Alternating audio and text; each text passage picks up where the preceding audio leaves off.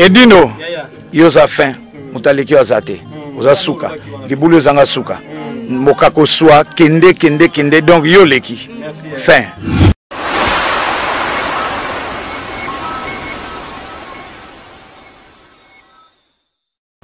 Bonjour à tous, je suis Aimé Bossitampen, propriétaire de Boss Brother TV. En tout cas, bandeko, nous avons plaisir makasi na sepeli.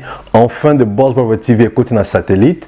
Donc, ils ont na Congo Mubimba sur réseau TNT. Donc, mutu nyonso aza na télévision na TNT, décoder à TNT. Bolanda de Boss Brother TV. Mais bon dimelanga te, ba Saint Thomas, collègue nanga bodo, yemo a PC la siko.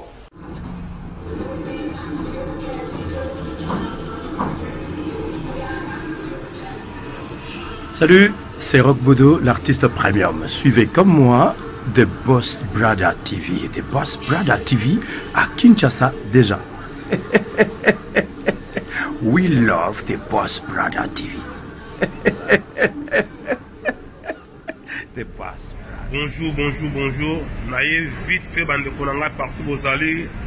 C'est votre compatriote combattant Ipo Waïza Pepe Mokonti. Bande konanga naïe pour la nouvelle Mozali a vite fait juste 2-3 minutes. Naïe pour nous informer na batu nyonso que na poto ba combattant ba zongeli système ya lumbe mwete ndenge za kana 2011-2012.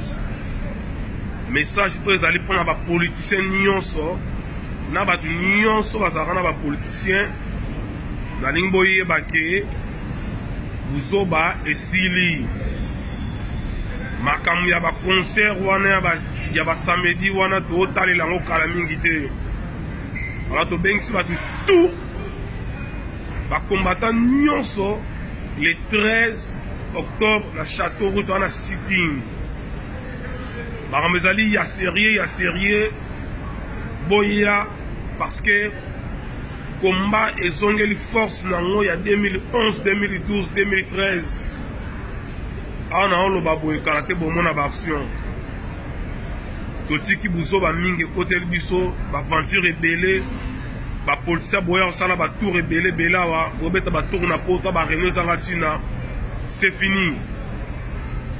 Nengotobi c'est fini. Kalaté, bro, ceinture. Ba musicien. Bino ba journaliste, obo yambaka ba politicien. Na ebisi bino Kalaté bomona ba action ya grave zo banda.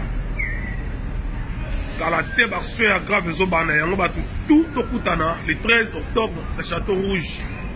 Déjà samedi prochain. Pour redémarrer, pour mettre compteur à zéro dans le combat pendant la nuit. Ingeta kala mingi te bomona ba vidéo, ba émission, ma danger de zonga. Tous les combattants tous ensemble, tous allés ensemble. Il y a plus ma partie pris dans le combat. La partie pris à l'issue. Oh n'engazaki mutumuna coach na nenge na yeko kabwana koswana, c'est fini. Nasi bomoni conclave ezaki na Belgique. Tous les combattants, tous ensemble, pas de polémique, pas de maromabuzoba, nous tout, pas de combattants, résistants, patriotes, tout commis, tous ongeline, tous alaki, et tous lingi, du sous ma casquette, et ma politicien pas na bisoté. Ingeta, Kalaté, bon la action, et les 13, samedi prochain, Tokutana, na Château Rouge, Bissonyonso, pour la sitting et pour la redémarrer ma action, il y a lumbe mwete. Tokita partout. Combat il y a 2001, pardon, il y a 2011, 2012, et on te met en place. Ingeta. Edino, yoza fin, mutaleki wazate, oza suka, libulu zanga suka, mokako soa, kende, donc yoleki, fin.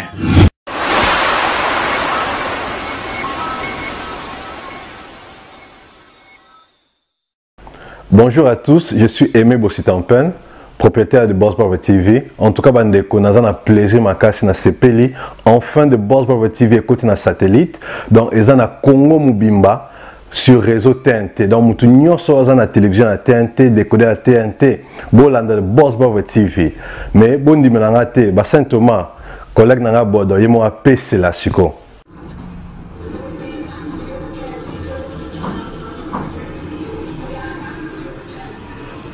Salut, c'est Rock Bodo, l'artiste premium. Suivez comme moi The Boss Brother TV. The Boss Brother TV à Kinshasa déjà. We love The Boss Brother TV.